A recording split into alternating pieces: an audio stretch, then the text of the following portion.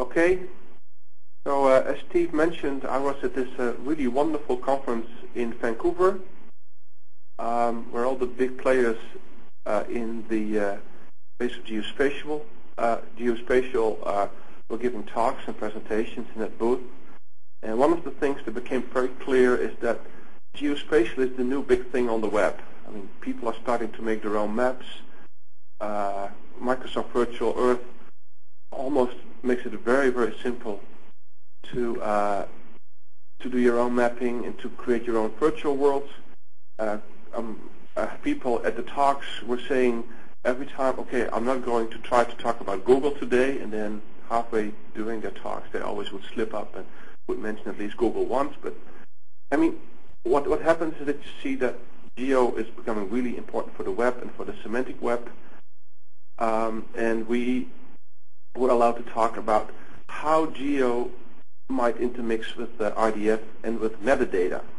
So my talk, and I'm hitting here enter, but the first time always takes a little bit longer. Let's see. My talk was about GeoTemporal reasoning in a Web 3.0 world, or the joy of having a spatial database in an RDF triple store. Now, I'm going to assume that most people on the list already know about RDF. I went through the list and I kind of recognized half of the people there. The other half might be new, but I'm still going to assume that most of you know a little bit about RDF, so I won't have to talk about that today. I will talk a little bit about what people in general do with an RDF database and why geospatial is becoming such an important part, and then I'll go a little bit more deeper technically, and then we'll talk about our geospatial libraries on top of AllegroGraph, and we'll talk about the temporal library a little bit.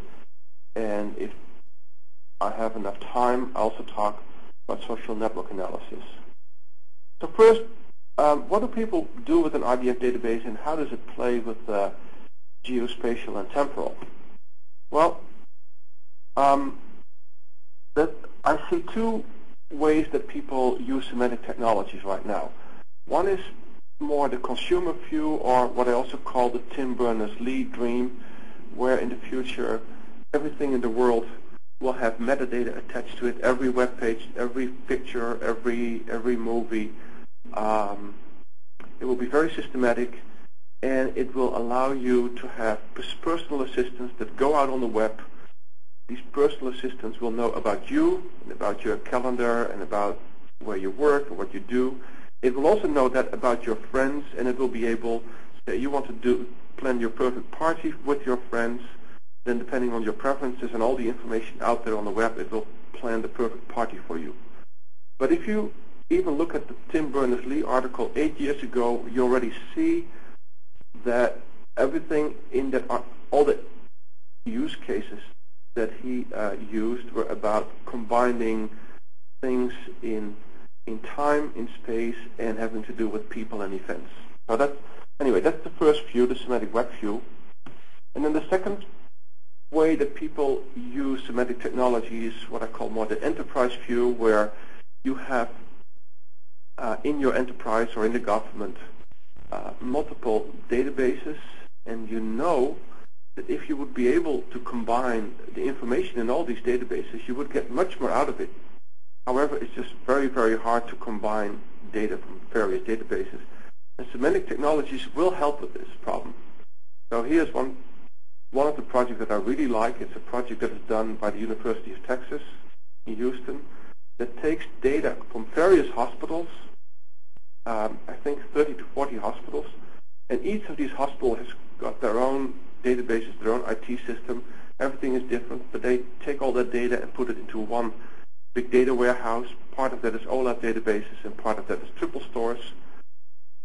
They also get sensory data for air quality and water quality, and I think even things like absenteeism of schools. And they combine it all in the data warehouse, and then they build ontologies of how certain symptoms that individual doctors see might be an indication of a particular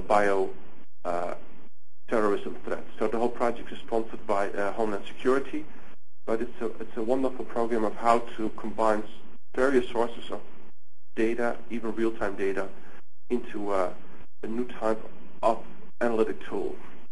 So that is the enterprise view. Now, when we look at our customers, they are in both worlds. There's people that are doing personal assistant work with our database, but most of the paying customers are obviously in the enterprise area. They do that with our product AllegroGraph, and I'll just spend 2 minutes to explain what our product is. It's a scalable and persistent quad store. I'm talking about triple stores, but actually every current triple store right now actually has 4 elements in a triple. So it might be better to call them quad stores.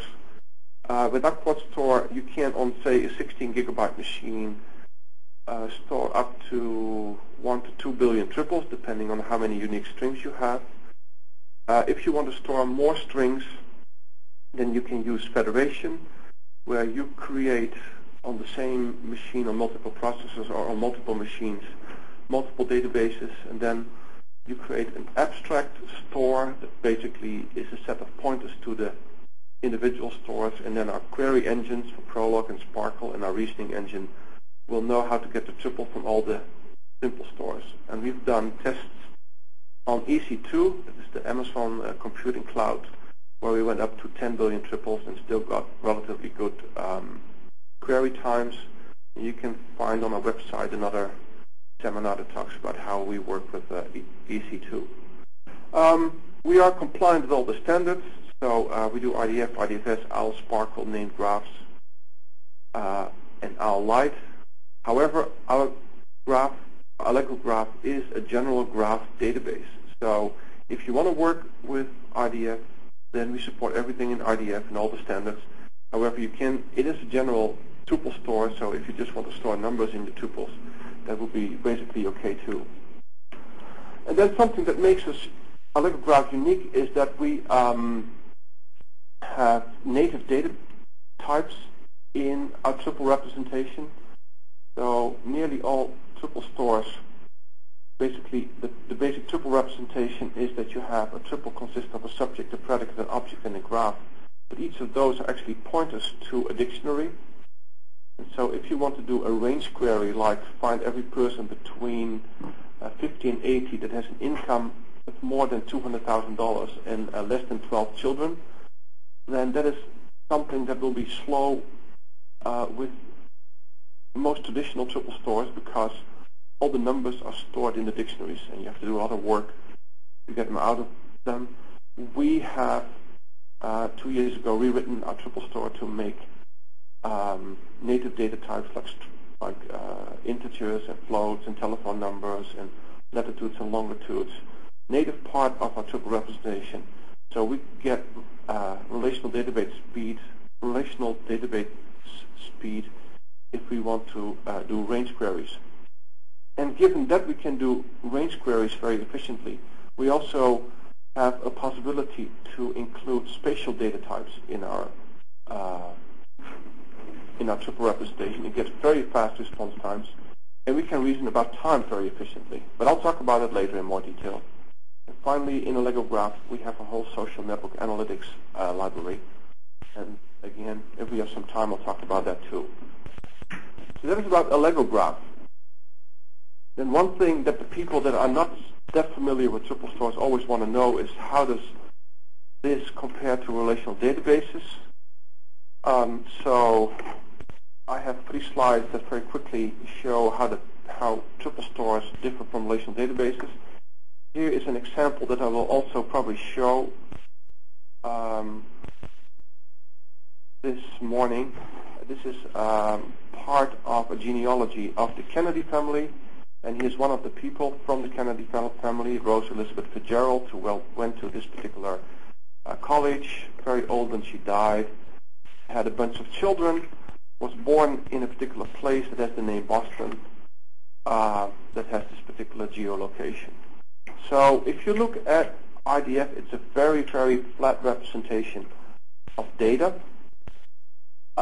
If you would have to do the same thing in a relational database, then you would need many, many more tables, because, well, you have a table for person, But then you might have multiple spouses in your life, so you need a link table for spouses, same for schools.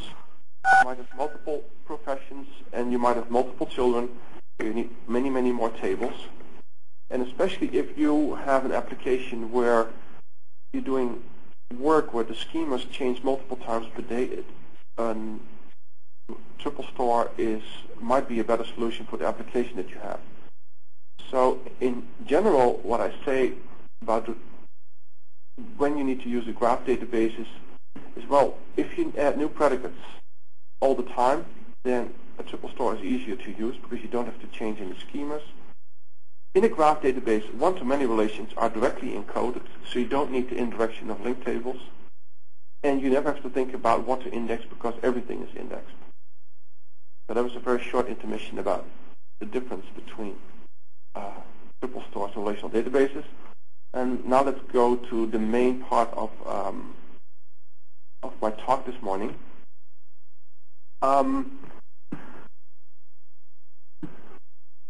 What we see is we get a lot of interest from marketeers in telecom and from the government, because with our combination of geospatial temporal reasoning and with our social network analytics, you can do queries that you never could do before in one query framework. So we can do queries like find all meetings that happened in July within 5 miles of Berkeley, was attended by the most important person, and Jan's friends and friends of friends.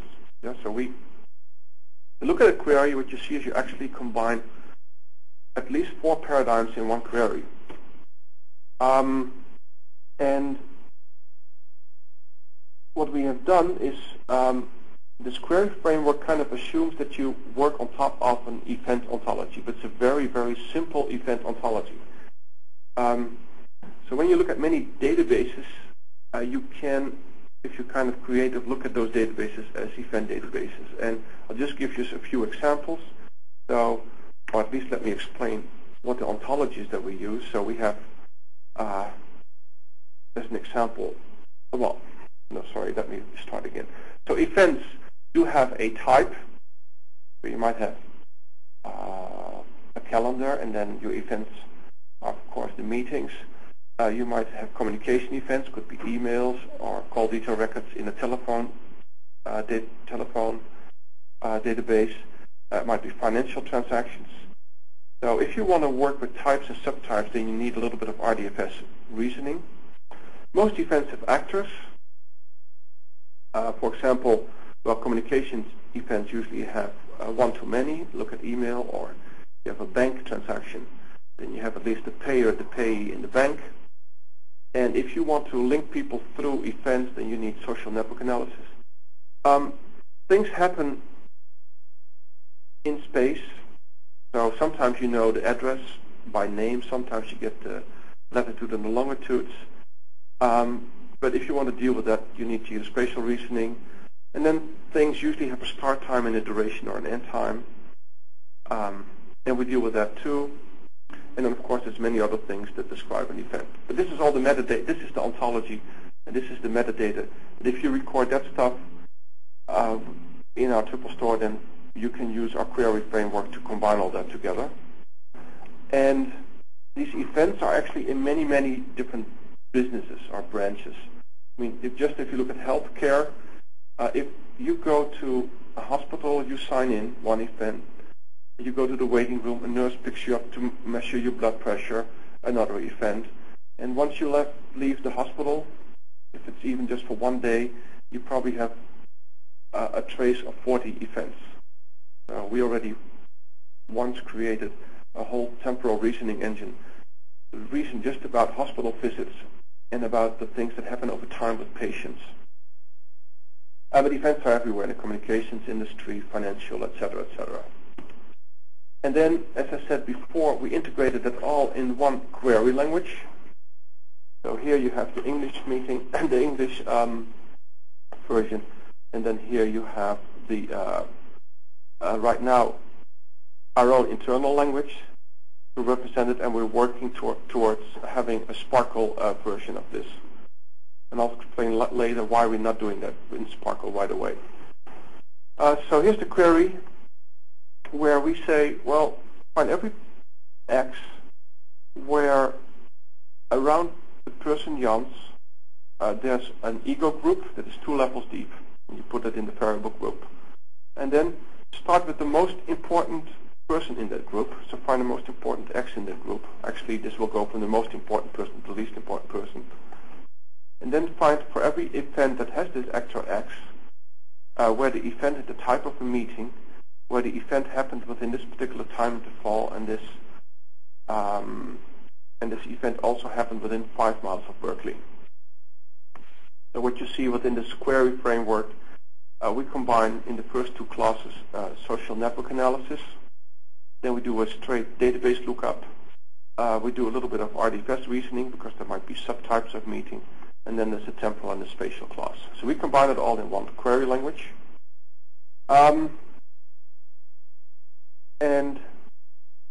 Now we'll go into the capabilities that I just showed you one by one. Let's start with the geospatial reasoning, because that was one of the most important things at that particular conference that I was at. What we did at France is we tried to make, we're not trying to copy, say, Oracle Spatial. If you look at Oracle Spatial, it's a wonderful spatial database. They have literally hundreds and hundreds of utility functions to work with points and lines and polygons and do distance calculations and find whether polygons overlap and whether points are in particular things or not. That's something that takes years to develop. What we've done is we've created the basics. The basic is just that we have a very fast underlying geospatial representation, and that we made it very, very fast to find all the points within a particular bounding box of a particular distance. Now this is something that we could, in the end, probably get everything that is in Oracle Spatial and rebuild that, but that's not our plan. We just provide enough that people in the RDF community want, and if people in the RDF community want to build on top of that, then we would be really happy. But what we were trying to do is to make the underlying computational mechanism as efficient as possible. And in our case, it will fit on a really large scale, and I will give you a demo shortly. So within AllegroGraph, with the geospatial encoding, you as a programmer have to specify whether you want to work in a flat plane or on a sphere. We support both, but you have to help the system a little bit by telling what you want. And we work on different scales. So we work both from angstroms to miles. But one of the things that we require from the programmer is that you, per predicate that uses the latitude-longitude representation, on what kind of scale you want to work. I think that some people in the audience might know about R trees. It's B trees for 2-dimensional data. And in R trees, basically how it works, you have a system. Let me go ahead. So basically what you do is you divide the world in blocks, and then within blocks you have smaller blocks, and within those blocks you even smaller blocks. And that allows you to do log n searches to find where a particular point is or whether things are within the same area. Now we have taken this R tree approach, it's a variant of R trees, and put it straight in our triple store. But unlike R trees, you have to specify, if say you want to work on a city scale, then it's probably good to work on an area of 100 meters. If you're an architect, you probably want to work in meters, and if you want to do on world level, you probably want to work in blocks of 5 miles. We are working on a paper where we show that although it's important that you give the scaling, on the other hand, you always get your answer, but if you choose the right scaling factor, you get your answers quicker. If you work on spheres, then we will do the right mathematics to give you the distances between points. This is a page from Wikipedia. And again, we implemented in our native triple representation this R tree. And then we have a whole slew of utility functions that you can call in our query language that will work directly on events and help you to do your geospatial work. So I think it's time now to go a little bit to a demo how this works. Here. Now, before I do this, actually, I want to show that I think that 90% of the people in the audience will use AllegroGraph through our Java APIs. So I'm going to show you some geospatial primitives in Lisp, just to make sure that you don't get desperate straight away. I will point you to this, France.com, AllegroGraph, and then you go to the Learning Center. So agraph.france.com/support/learning, and there we have example code of how you can do the geospatial work directly from Java. So each of these things, actually all the examples in here are put in one big bundle of code, and if you're an Eclipse person, you can just open this as an Eclipse project and you can run all the examples on our Learning Center directly in Eclipse. Okay, so that's for the Java people. Now back to the demo. But just to give you the first taste of our triple store, let's create a very tiny triple store. So for example, create triple store seminar. I don't want to work with long namespaces. So like in SPARQL, I can define prefixes. We call it register namespace here. So basically now it means that O stands for this. And then let me add some triples. So I can say add triple person 1 is the first name Steve. Person 1 is an organizer and he is 52. So now I have 3 triples. And I can say there's a person 2, this is the first name Jans, he's a psychologist and he's actually 50. So he's 50. And person 1 is a colleague of person 2. And now we have a first graph, so I can show you the graph. Everything about person 1, everything about person 2. What you see here is graph, which is a navigation interface, a graphical navigation interface for our triple store. So person 1 has an age 52, and I can click here and now I get person 2. So this is a way to navigate your data. And for people who know about SPARQL, we also support a SPARQL query interface where you can do your queries, get your results, and then see the graph of your results. But let's not go there right now. So that is basically adding triples and showing them in the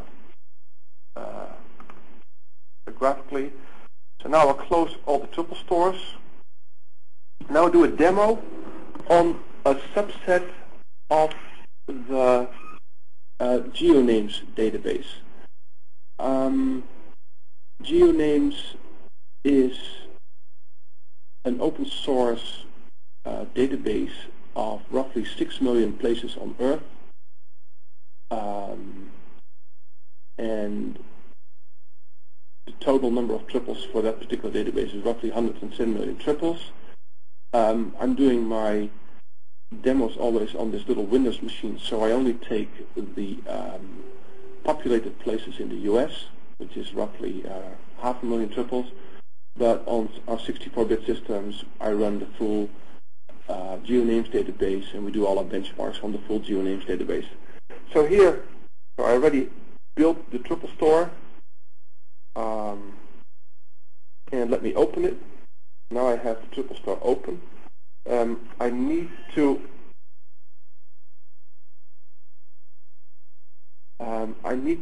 register the namespace geo to stand for this particular thing here. And I've told the database that I both work with 5 and 100 mile resolution. Not important for now. Just let me show you some triples. So this is Moraga, where I live here in the Bay Area. This number here is the GeoNames ID. Oops, I was still having the other triple store open. Let me click here. Let me go here again. So here I have this place 5374671. It's in California. The GeoNames has a whole ontology of what everything means here, but I think this is the administration code for California. ASCII name is Moraga. It's in the US. Elevation 152 meters. This means it's a populated area. Here is the GeoNames encoding. So actually, we don't store the latitude and longitude separately, but you have to store them as a pair. So we help you with that when you load data. And then here's the population, etc. I could click on anything here. So if I click on CA, I actually get all the cities that are, or the cities in California, and I click on that, and I get Mettler. Never heard of Mettler, but anyway, you get the point. So I can just navigate through this thing and get wherever I want to go. So let me go back to my demo. So say you want to build a application in an RDF store, and you have some geospatial information in your tuple store. Then what you do, you will do queries where you do both RDF queries with your tuples and you do geospatial. And I'll just show you how we mix them together. So first I'll show you some information about just RDF queries. So I say find every X where X is the ASCII name Berkeley. And I find that in the GeoNames database there's 3 places in the US that have the name Berkeley. So let me look for the Berkeley where the administration code is California. So now I get only 1. And here I say also pretty print that particular city.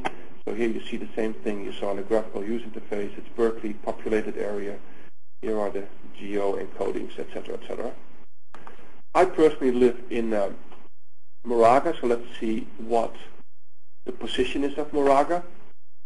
And you'll see on the left-hand side that here is the longitude, latitude. So where's Berkeley? The one in California. Well, here's the result here. So what is the distance between the two? So I say find every X that is the name Moraga, every Y that is a Berkeley in California, and give me the distance between X and Y, and put it in the variable distance. So I do that, and I get that the distance between Moraga and Berkeley is 8 miles. So how far is my house from all the Berkeleys in my database? So I find I'm 18,000 miles from the Berkeley in Illinois, 8 from California, and 1,715 miles from Missouri. Now, actually, the geodistance was the first geospatial thing I did. Now let's do something more interesting. Let's find all the places around Moraga in 10 miles. So I say select the name of X, find every X that is the name Moraga, and then for that X find every Y within 10 miles where Y has the ASCII name. I do that and I find 18 places that are within 10 miles of Moraga. I can also, so the cool thing about both SPARQL and Prolog is that X and Y can be bound or not. So here I find all the places around Moraga. I can also use it to test. So I can say if X is Moraga and Y is Berkeley, are X and Y within 10 miles of each other? So this probably will say true. And then, of course, you're not a real company anymore if you can't show your data on a Google map. So we now do the same query that I did before, well, slightly different. I say on every X is the name Moraga, then find every Y within 10 miles of Moraga, and find the name of Y, and then also find the position for Y, and given that the position is a pair, you want to kind of demarshal the position into a longitude and latitude. And then this function Google Map will just be happy to find any list that returns lists of a name, a latitude, and a longitude. In this case, I do a hybrid representation. and I get the hybrid map of all the places around Moraga. Yeah, we do support polygons. So I wrote a little function. Please don't look at this too much, where I can take a list of cities. So I make a region around the cities Pinoli, Berkeley, Emeryville, Denville, and Concord. And I can show you the map. So this is the polygon within the Bay Area. And then I can say, okay, find all the places inside the polygon. So again, in the Google Map, show the places that are in my region, in the polygon, my region. And then you see all the places within the polygon. Now, by the way, I store here the region in a local list, but actually you can store the polygons also in the triple store. So this is the first demo of the geospatial. Actually, we are working on a general web interface for AllegroGraph. And let me go there without killing this one here. Let me see. Queries sync.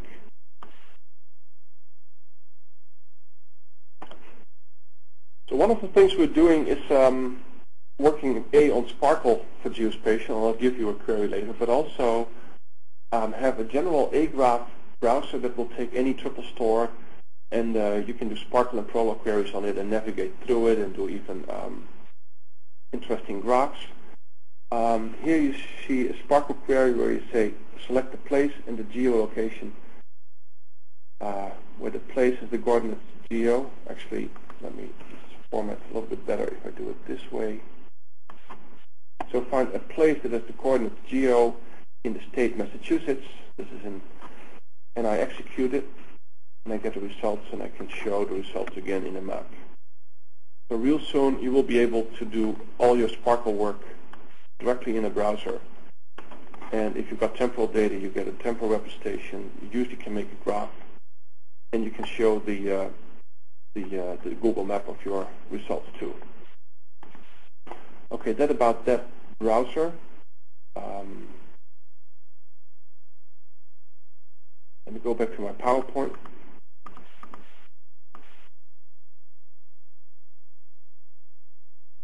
As I said before, well, one problem with the query, the big one, where we combine social with geo and temporal, if you looked at that query, you saw that most of the clauses had actually more than 2 arguments. In SPARQL, you only can say X predicate Y, where Y predicate Z. You can't have multiple arguments. And so we have to work within the standard of SPARQL to make all these capabilities available. So we use now the official standard extension, the SPARQL extension language. And the first thing we did is to integrate SPARQL. So in the query you see on the screen, you find all the places within 50 miles of London that have more than 25,000 people. So actually, so this is still the part here. You can look at my mouse. That is like the ordinary SPARQL, and here is the #. This is the special extension function that we wrote. So if you do that query for London, it takes 40 milliseconds, and you get several hundreds of cities back. We've also done some benchmarking on the full GeoNames database, so you can judge for yourself whether we're fast or not. So we have the database for 6 million places in 109 million RDF triples. And if I want to get all the 502 things in the GeoNames database within 3 miles of the offices here in Oakland, it takes 95 milliseconds to find them all back. and I'll leave it up to you whether that's fast or not.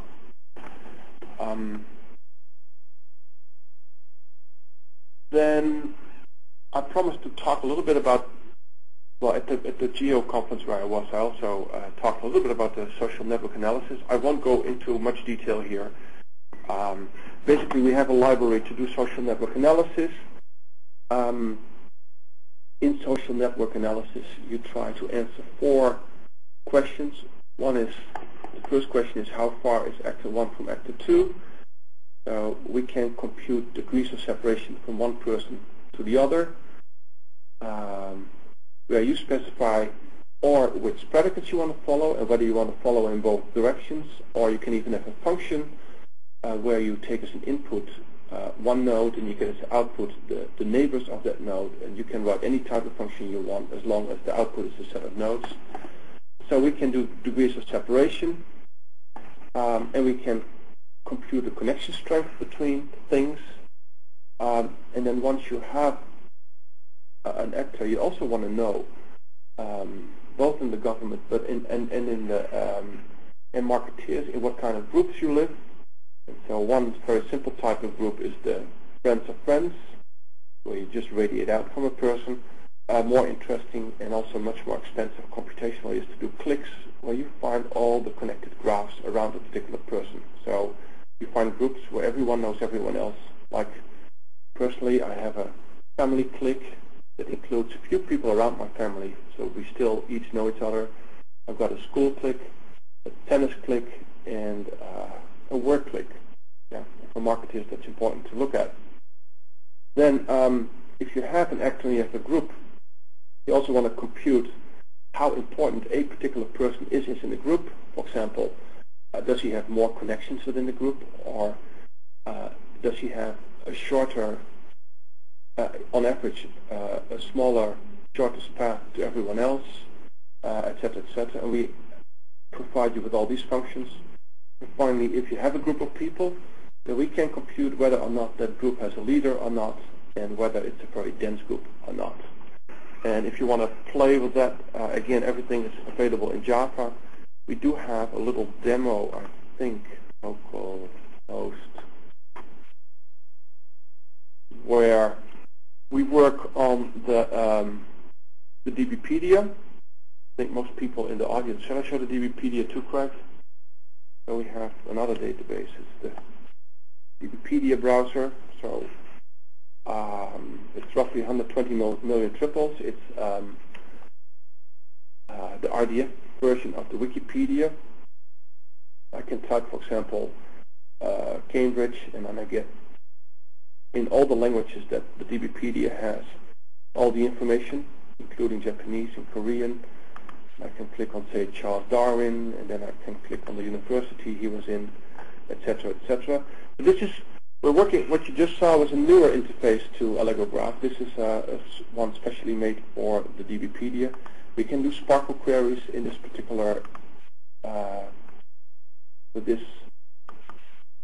interface, and we can do full text search on the DBpedia, so I can say soccer and Dutch and England, and I'll probably get a number of triples back here, where I can click on a particular person, etc. So that's the DBpedia, but one of the cool things about DBpedia is also that they have information about movie stars and the movies they play in. So Kevin Bacon, producer, maybe it's him. Where's Kevin Bacon? Do you see Kevin Bacon? Oh, here. And then the movies that he's the producer of, but there's also a Kevin Bacon entry for the movies he runs in. So what we did is we created a social network analysis demo on top of that, where we go here. So I can say, for example, say Kevin Bacon, search, and I can say Reagan.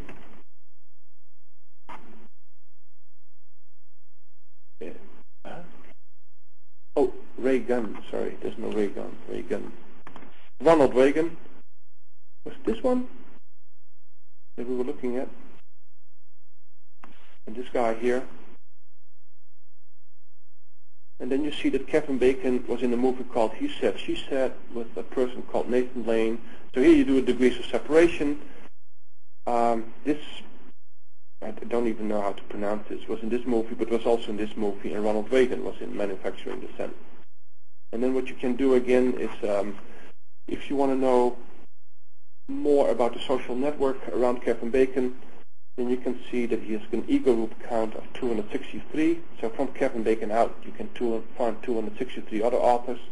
Within that group is very important, although if you take the friends and the friends of Kevin Bacon, then it's of course fairly unimportant in this entire group. And so, again, we'll make this shortly available where you can play with social networks within the DBpedia. Okay, so that was social network analysis. And then finally, we do the temporal work. So if you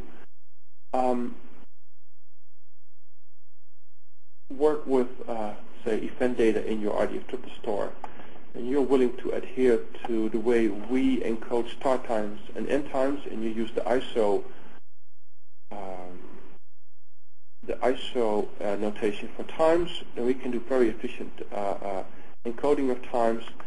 And then what we did is we wrote some utility functions that will allow you to say whether an interval is before, whether two intervals met, whether two intervals overlaps, etc., etc. You can write these primitives yourself in the triple store, but given that we are more familiar with that, we decided, almost like a usability issue, give you these primitives, and it makes it really easy to talk about time in our triple store. So that was actually all I wanted to say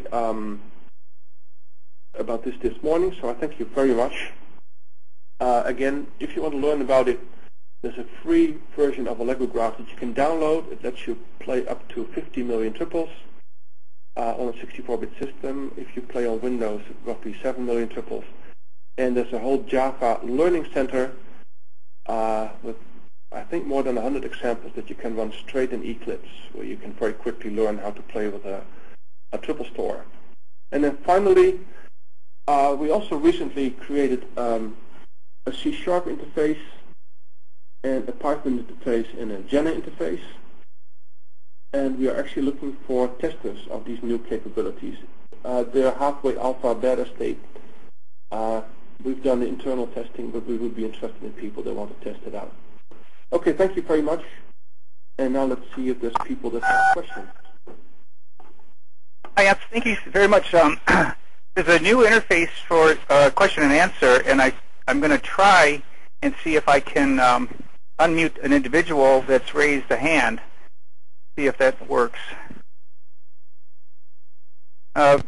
Veronica Malaise, is a person still here and has a question? I've unmuted you so you could be able to talk.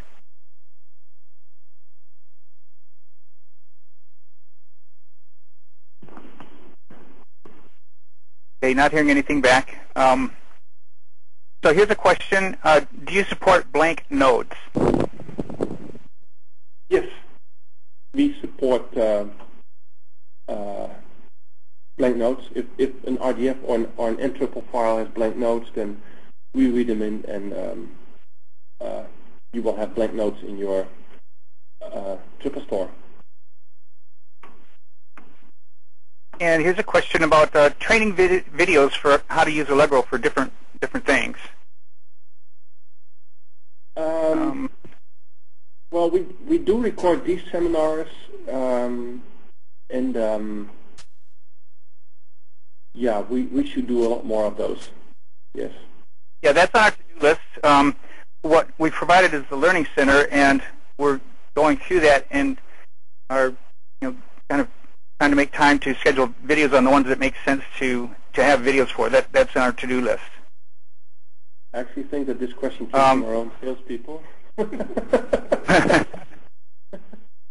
There's a comment, try with stia.com, so somebody's giving us a comment on something to look at. Okay, I'll look at that. Okay, any other questions?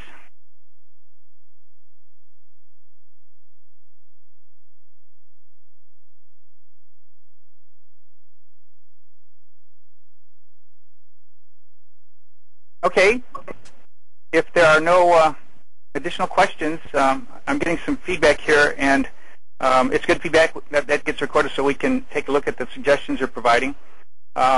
So I'd like to thank everybody for attending. I'll be sending out a survey, as I mentioned, and stay tuned. You'll be on a newsletter mailing list for future web seminars that we schedule.